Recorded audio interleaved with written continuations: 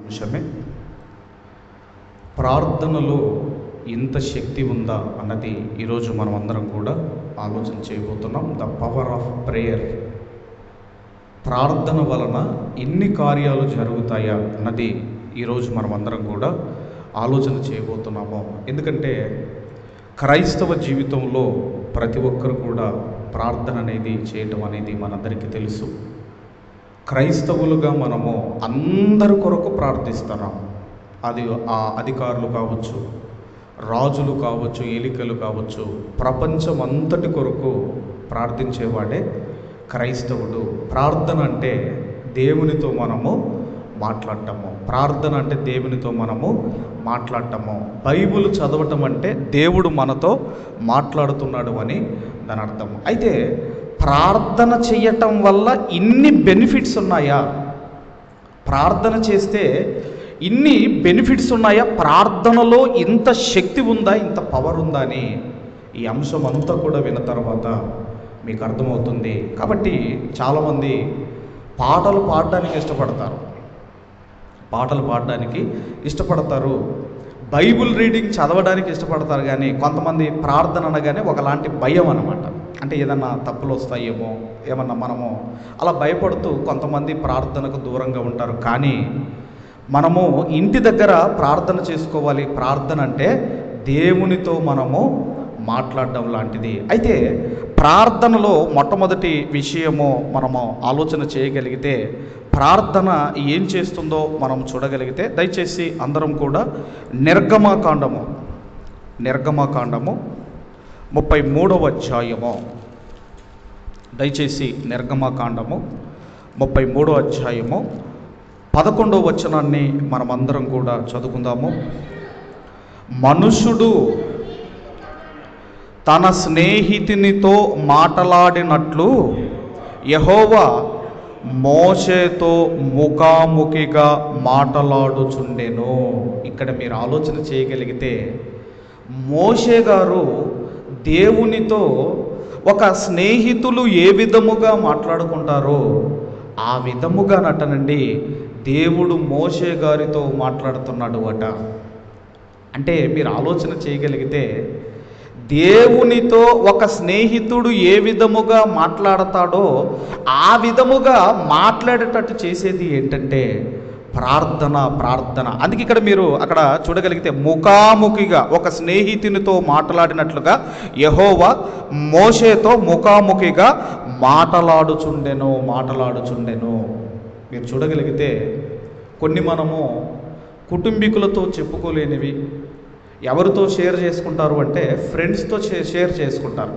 ఎందుకంటే స్నేహితుల మధ్య ఈ దాపరికాలు అనేటివి ఏమీ ఉండవండి. ఏదున్నా కూడా ఫ్రెండ్స్తో షేర్ చేసుకుంటూ ఉంటారు. అయితే ఇక్కడ మీరు ఆలోచన చేయగలిగితే, ఒక ఫ్రెండ్తో మనం ఎలా మాట్లాడతామో ప్రార్థన ద్వారా దేవునితో మనము అలా మాట్లాడవచ్చటండి. అంటే ప్రార్థన ఎలాంటిదంటే దేవునితో ఒక స్నేహితుడిలాగా మాట్లాడేటట్లుగా చేసేదే మనము చేసే ప్రార్థన. అయితే మనం ఆలోచన చేయగలిగితే, ఎవరికి ఎక్కువ మంది స్నేహితులు ఉంటారండి లోకంలో? ఎవరికి ఉంటారు ఎక్కువ మంది స్నేహితులు లోకంలో? ఎవరికి ఉంటారో బైబిల్ ఒక వచనం చెప్పింది. మీరు చూడగలిగితే సామెతల గ్రంథం 19వ అధ్యాయము 4వ వచనాన్ని చదువుకుందాం. ధనము గలవానికి స్నేహితులు అధికముగా నుందురు, దరిద్రుడు తన స్నేహితులను పోగొట్టుకొనును. అంటే లోకములో ఎవరికి ఎక్కువ స్నేహితులు ఉంటారు అంటే, ధనము కలిగిన వానికి స్నేహితులు ఎక్కువ మంది ఉంటారు. కానీ ప్రార్థన ఎంత శక్తివంతమైనదంటే, దేవునితో ఒక స్నేహితుడిలాగా మనం మాట్లాడవచ్చు. అది కేవలము ప్రార్థన ద్వారానే సాధ్యము. రైట్, ఇది మొదటిదైతే. ఇక రెండోది మనం చూడగలిగితే లూకాసు వార్త 22వ అధ్యాయము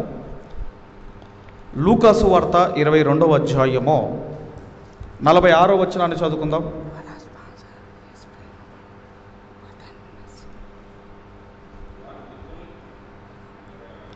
లూకాసు వార్త 22వ అధ్యాయము 46వ వచనం. 22:46 చదవండి.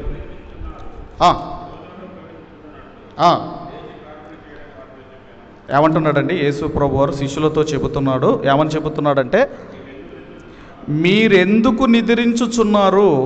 శోధనల్లో ప్రవేశింపకుండునట్లు లేచి ప్రార్థన చేయుడని వారితో చెప్పెను. శిష్యులతో యేసుక్రీస్తు వారు చెబుతున్నారు. ఏమని చెబుతున్నారు అంటే, మీరు శోధనల్లో పడకుండా మిమ్మల్ని కాపాడేది, శోధనల్లో పడకుండా మిమ్మల్ని కాపాడేది ప్రార్థన. ప్రార్థన అంటున్నాడు. సాతాను శోధిస్తే ఎలా ఉంటుందో మనందరికీ తెలుసు. ఒక రోజంతా, ఇప్పుడు మనం అంతా ప్రార్థన చేసుకునే వాళ్ళం, ఒక రోజంతా మీరు ప్రార్థన చేయకుండా ఉండండి, ఒక్కసారి మీకు ఎలా ఉంటుందో తెలుస్తుంది. ఎందుకంటే సాతాను శోధన చాలా భయంకరంగా ఉంటుంది. శోధన, ఈ శోధన మళ్ళీ రెండు రకాలు. ఒకటి మన స్వకీయమైన దురాశల వలన మనం శోధన తెచ్చుకుంటాము, ఒకటేమో సాతాను శోధిస్తాడు. కాబట్టి ఈ శోధనల్లో పడకుండా మనము ఉండాలి అంటే మీరు ప్రార్థన చెయ్యండి. ఇదే విషయాన్ని మత్తయి గారు కూడా రాస్తూ అక్కడ ఇంకొక పదాన్ని ఉపయోగించాడు. మీరు చూడగలిగితే మత్తయి సువార్త 26వ అధ్యాయము,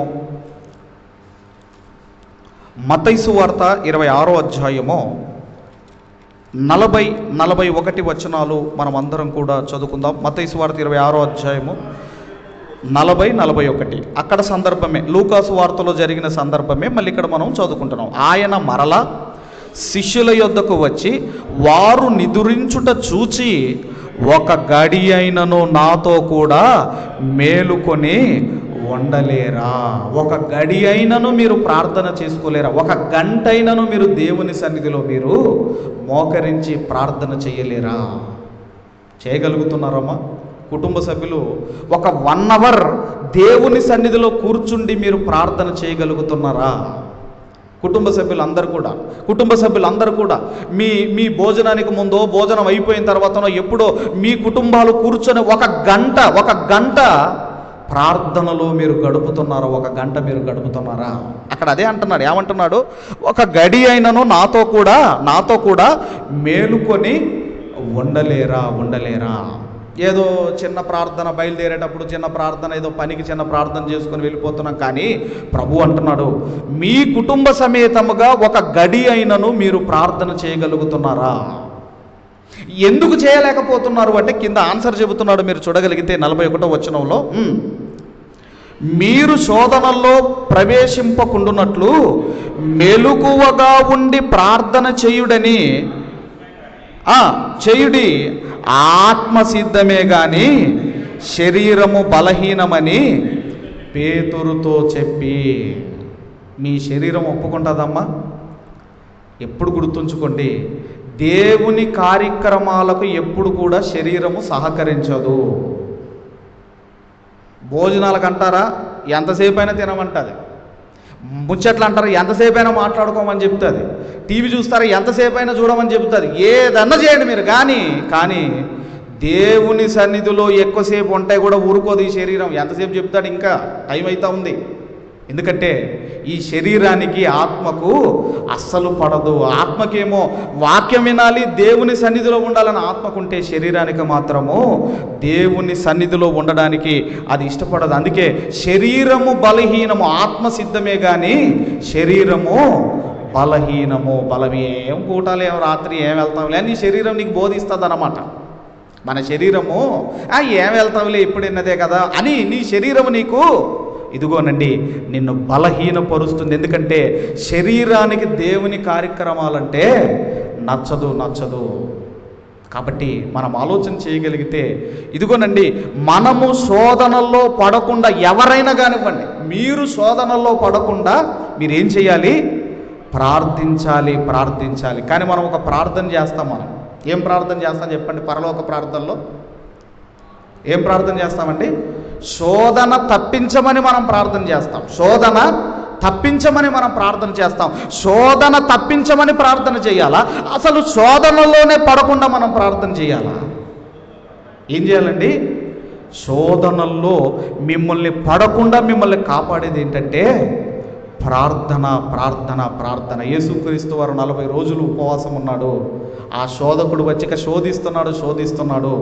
ఆ శోధకుడిని ఎలా జయించగలిగాడు ఆయన? శరీరాశ, నేత్రాశ, జీవపుటంబము ఇవి ఎలా జయించగలిగాడు అంటే ప్రార్థన ద్వారా. కాబట్టి రెండవది, ప్రార్థన ద్వారా మనకు జరిగే బెనిఫిట్ ఏంటంటే మీరు శోధనల్లో పడకుండా ప్రార్థన మనల్ని కాపాడుతుంది.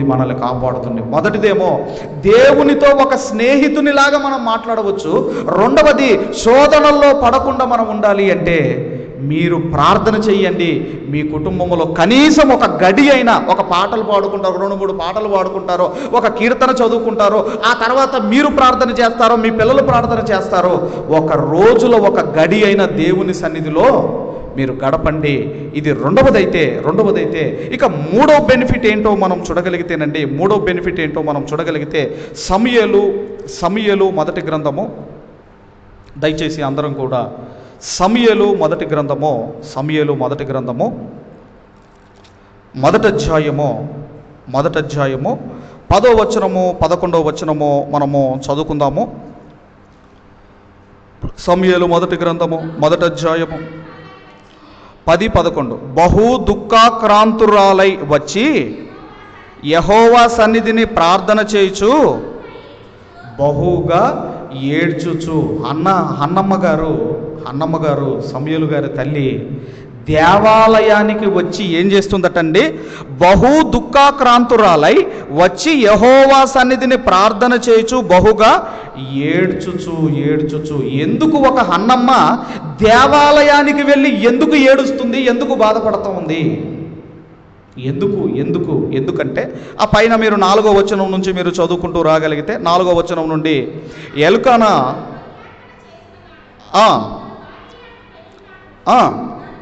దాని కుమార్తెలకును పాలిచ్చుచూ వచ్చెను కానీ అన్న తనకు ప్రియముగానున్నందున ఆమెకు 2 పాలు ఇచ్చుచూ వచ్చెను. యెహోవా ఆమెకు సంతానము లేకుండా చేసెను. యెహోవా ఆమెకు సంతు లేకుండా చేసిన హేతువును బట్టి ఆమె వైరియగు పెన్నిన ఆమెను విసిగించుటకై ఆమెకు కోపము పుట్టించుచూ వచ్చెను. నాకు పిల్లలున్నారు, నీకు పిల్లలు లేరు అని బాధ పెడతా ఉందండి. రైట్. అప్పుడు ఎలుకన ఆమెకు ఏటేటా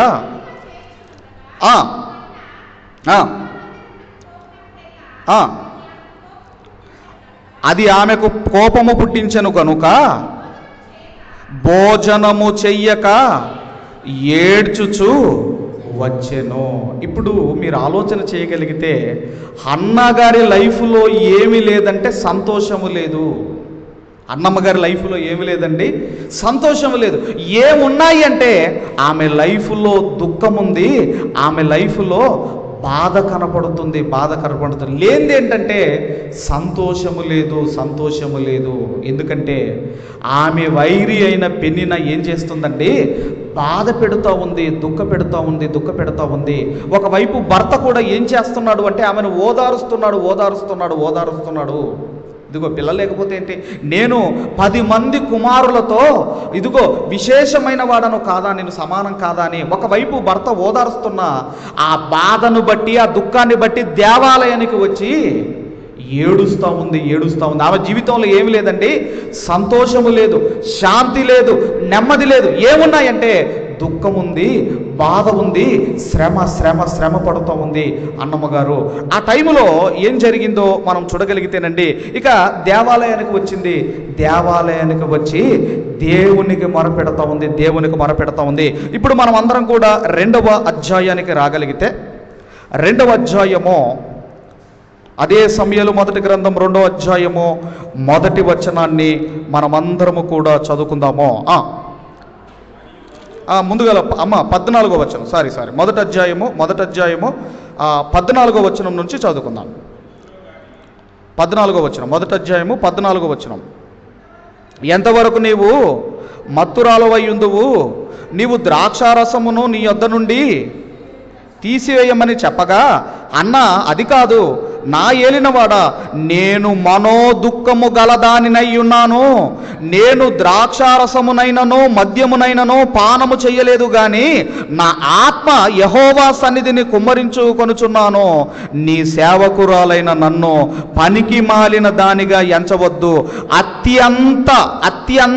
అత్యంతమైన కోప కారణమును బట్టి బహుగా నిట్టూర్పులు విడుచుచు నాలో నేను దీన్ని చెప్పుకొంటిన. నేను కోపముతోనండి, ఒకవైపు ఆమె మాటలకు దుఃఖపడుతూ బాధపడుతూ కోపముతో, అత్యంత కోపముతో దేవాలయానికి వచ్చి ప్రార్థిస్తూ ఉంది.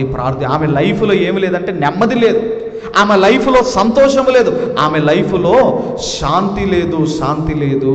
ఎప్పుడైతే దేవాలయానికి వచ్చి మొరపెట్టుకుందో, ఇప్పుడు 2వ అధ్యాయము 1వ వచనాన్ని మనం చూడగలిగితే,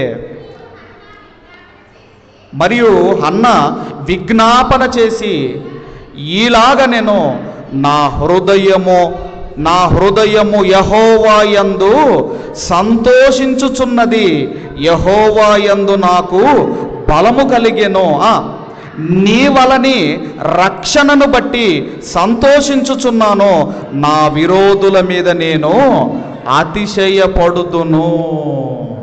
ఎక్కడి నుంచి వచ్చింది ఈమెకు సంతోషము?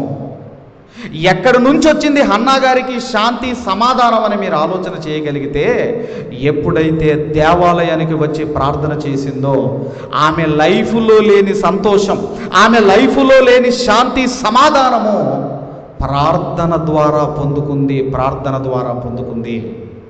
కాబట్టి మనం ఆలోచన చేయగలిగితే, ప్రార్థన ద్వారా మీరు సంతోషం పొందుకుంటారు, మీరు నెమ్మది పొందుకుంటారు, మీరు సమాధానం పొందుకుంటారు. సమాధానం అప్పటి వరకు ఆమె జీవితంలో లేదండి, అప్పటి వరకు ఆమె జీవితంలో లేదు.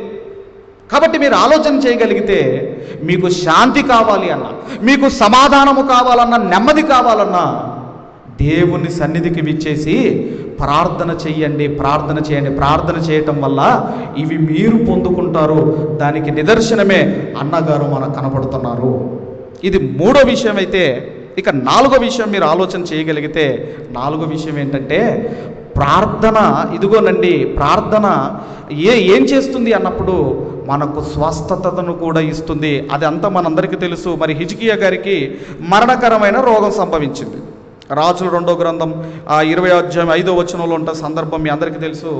మరణకరమైన రోగం వచ్చిందని ఎప్పుడైతే యెషయా గారు వచ్చి చెప్పారో, అప్పుడు వెంటనే ఆయన సైలెంట్గా లేడండి.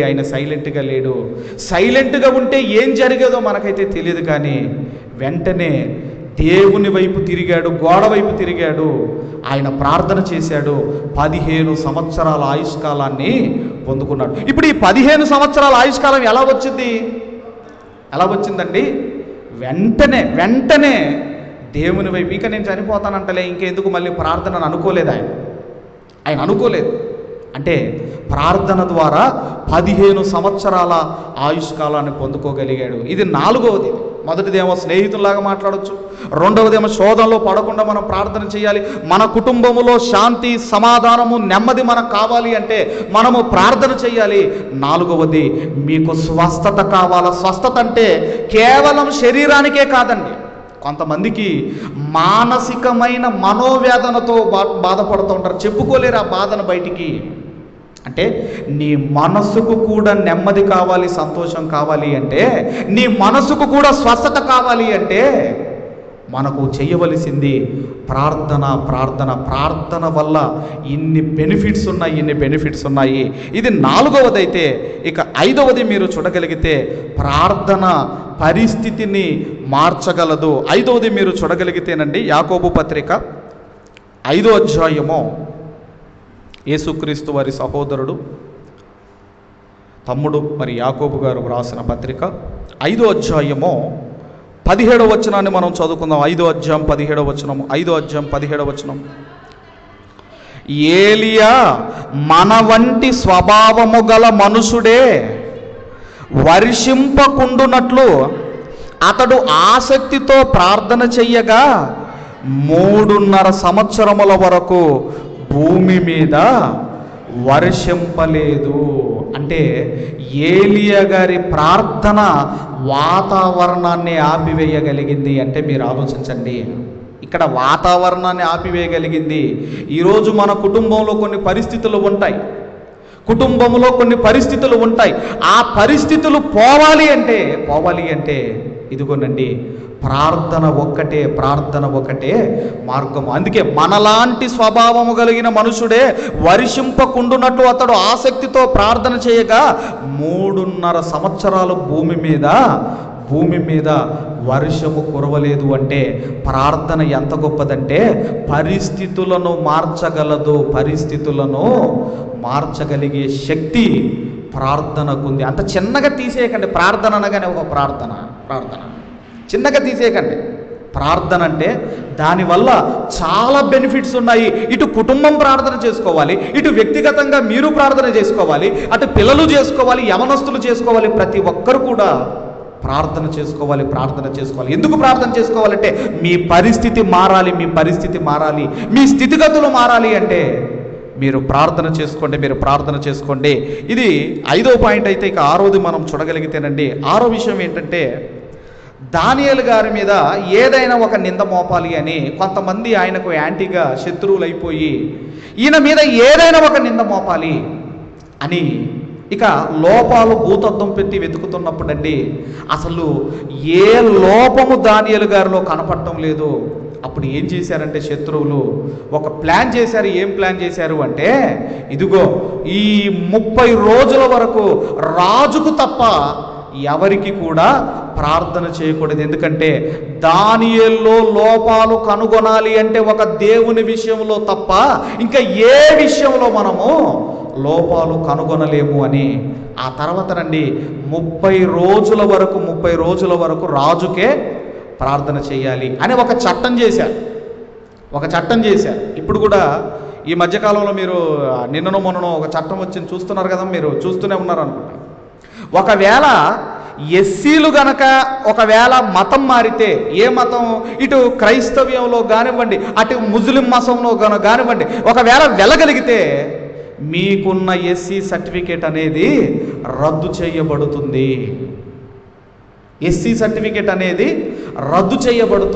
అనే ఒక జడ్జిమెంట్ ఇచ్చారు. ఇంకా చట్టం రాలేదు, జడ్జిమెంట్ ఇచ్చారు. ఎక్కడిచ్చారు జడ్జిమెంటు?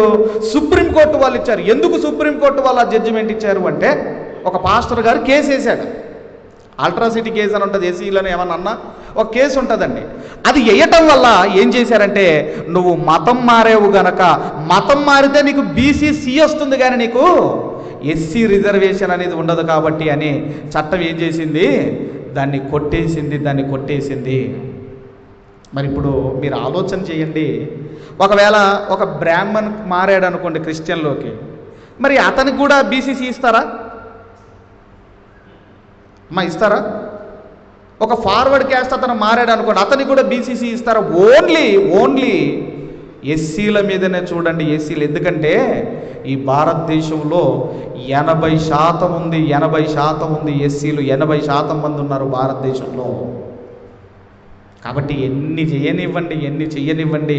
ఇప్పుడు చట్టం ఒకవేళ వచ్చినా క్రైస్తవ్యం అన్నది పెరుగుతుంది తప్ప క్రైస్తవ్యం అన్నది తగ్గిపోదు. ఇప్పుడు ఇక్కడ కూడా దానియేలు గారి దగ్గర కూడా 30 రోజుల వరకు రాజుకే ప్రార్థన చేయాలంటే ఆ చట్టం తెలిసి ఈయన ఏం చేశాడు, వెళ్ళి యెరూషలేం వైపు కిటికీలు తీసి ఆయన ప్రార్థించాడు. ఆయనను పట్టుకొని వెళ్ళి సింహాల బోన్లో వేశారు. ఆయన ఎప్పుడైతే ప్రార్థించాడో, నోరు తెరిచి ప్రార్థన చేశాడో, సింహాల నోర్లు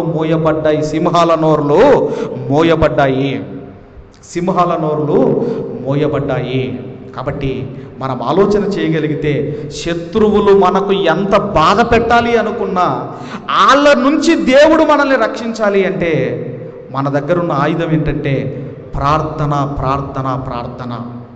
ఇది ఎన్నోదండి? ఇది 6వదైతే ఇక చివరిది 7వది సంపూర్ణంగా చెప్పి ముగించేస్తాను. 7వది ఏంటంటే చివరిది, దేవుని మందిరం యొక్క ఆ ప్రాకారం కట్టాలి. నెహెమ్యా గారు, ఈయన ఎవరు అంటే ఒక గవర్నమెంట్ ఎంప్లాయ్ వెళ్ళాలి అంటే అతనికి లీవ్ శాంక్షన్ కావాలి, ఎన్నో ఉంటాయి మీకు తెలుసు. అక్కడికి వెళ్ళాలి అంటే కొంత లీవ్ కావాలి. అలాగే అక్కడ ప్రాకారం కట్టాలి అంటే మెటీరియల్ కావాలి. అక్కడ ప్రాకారం కట్టడానికి లోకల్ సపోర్ట్ కావాలి. ఇవన్నీ కావాలి. ఈయన ఎక్కడున్నాడు అంటే ఒక గవర్నమెంట్ డ్యూటీలో ఉన్నాడు. అప్పుడు ఈయన ఏం చేశాడు అంటే, దేవాలయం అయితే కట్టబడింది కానీ ప్రాకారం లేదని బాధపడుతున్నప్పుడు ఈయన ఏం చేశాడు అంటేనండి, ఇదిగో అయ్యా అని ఇతను ఏం చేశాడు ఒక మాట మీరు చదవగలిగితే, నెహెమ్యా గ్రంథం మొదటి అధ్యాయము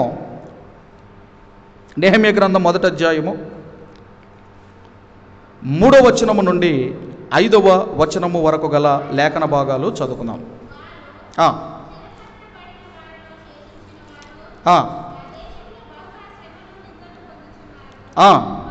మరియు యెరూషలేము యొక్క ప్రాకారము పడద్రోయబడినది, దాని గుమ్మములను అగ్ని చేత కాల్చివేయబడినదని నాతో చెప్పిరి. ఈ మాటలు విన్నప్పుడు నేను కూర్చుండి ఏడ్చి కొన్ని దినములు దుఃఖముతో ఉపవాసముండి ఆకాశమందలి దేవుని ఎదుట విజ్ఞాపన చేసి తిని, ఎట్లనగా, ఆకాశమందున్న దేవా యెహోవా, భయంకరుడవైన గొప్ప దేవా, నిన్ను ప్రేమించి నీ ఆజ్ఞలను అనుసరించి నడుచువారిని కటాక్షించి వారితో నిబంధన సిద్ధపరచువాడా. ఇక ఈయన ఏం చేస్తున్నాడు అంటే నాకు లీవ్ శాంక్షన్ కావాలి, నాకు లోకల్ సపోర్ట్ కావాలి, నాకు మెటీరియల్ కావాలి అని ఉపవాసముండి దేవుని సన్నిధిలో దేవునికి మొరపెట్టినప్పుడండి ఎంత అద్భుతం జరిగిందంటే, ఎప్పుడైతే ప్రార్థన చేశాడో అప్పుడు రాజు పిలిచి అన్నాడు, ఏమి నెహెమ్యా, నీకు రోగం లేదు కదా, నీకు మానసికమైన ఏం రోగం లేదు కదా, ఎందుకు అలాగా దిగాలుగా ఉన్నావు, ఎందుకు బాధపడుతున్నావు అన్నప్పుడు మొత్తం చెబుతాడండి. అయ్యా, నాకు ఇట్లా దేవాలయం కట్టబడింది, ప్రాకారం లేదు, మెటీరియల్ కావాలి, నాకు అక్కడ అది కావాలి ఇది కావాలని చెప్పినప్పుడు అండి, ఆ తర్వాత ఈ 2వ అధ్యాయము 4వ వచనము నుంచి 9వ వచనం వరకు గల వాక్య భాగాలు మీరు చదవగలిగితే, ఇవన్నీ మీరు తర్వాత చదవగలిగితే, ఇదిగో నెహెమ్యా, నువ్వు ఎన్ని రోజులు వెళ్తావో వెళ్ళు, నీకు ఎంత మెటీరియల్ కావాలో తీసుకొని వెళ్ళు, ఇదిగో నీకు ఏమేమి కావాలో అన్నీ తీసుకొని వెళ్ళమని ఒక రాజుగారు ఆయన స్టాంప్ వేసి ఒక తాకీదు రాయించి తీసుకొని వెళ్ళాడు. అంటే ఈ కార్యం ఎలా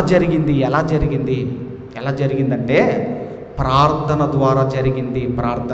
అంటే ప్రార్థన ద్వారా ఆయన రాజు యొక్క మనసు మార్చగలిగాడు, అలాగే ప్రాకారము కట్టగలిగాడు. కాబట్టి మనం ఆలోచన చేయగలిగితే ప్రార్థన అంటేనండి, చిన్నగా తీసేయకండి. ప్రార్థన అంటే దేవునితో ఒక స్నేహితుని వలె మాట్లాడే, దేవుడంటే చక్రవర్తి ఆయన, దేవుడంటే సృష్టికర్త ఆయన, దేవుడంటే మనకు జన్మను ప్రసాదించిన ఆయన, దేవుడంటే భయంకరుడు, ఆయనతో ఒక స్నేహితుడిలాగా మాట్లాడే అవకాశం దేని ద్వారా కలుగుతుందంటే ప్రార్థన ద్వారా. మీరు శోధనలో పడకుండా ఉండాలి అంటే ప్రార్థన.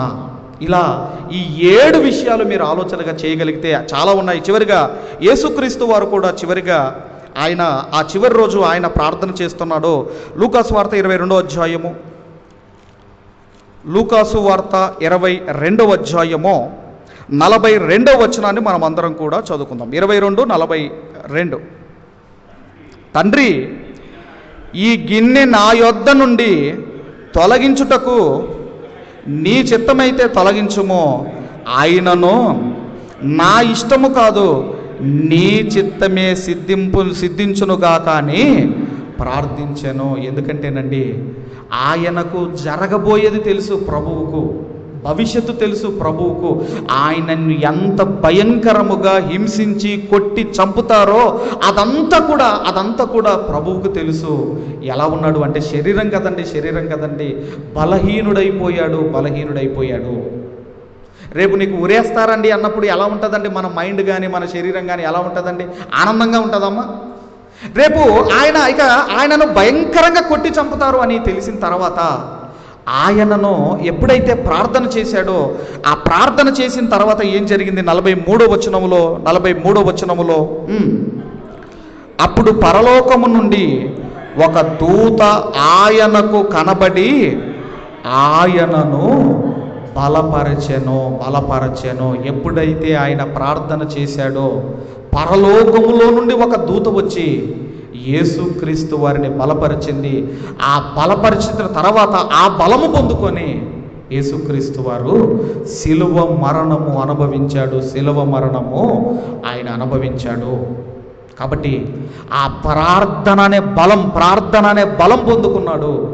శిలువ మరణాన్ని జయించగలిగాడు. కాబట్టి మనం ఆలోచన చేయగలిగితే ప్రార్థన వల్ల చాలా బెనిఫిట్స్ ఉన్నాయి. ప్రార్థన చిన్నగా తీసేసుకోకండి.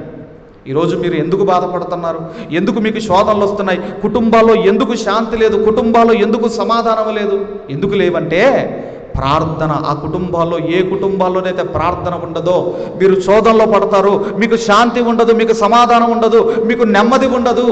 ఏ కుటుంబంలోనైతే ప్రార్థన ఉంటుందో సమస్తము దేవుడు సమకూడి జరిగిస్తూ ఉంటాడు. ఒక నెహమ్య గారు చూడండి, ఒక దానియేలు గారు చూడండి, ఈ భక్తులు చూడండి.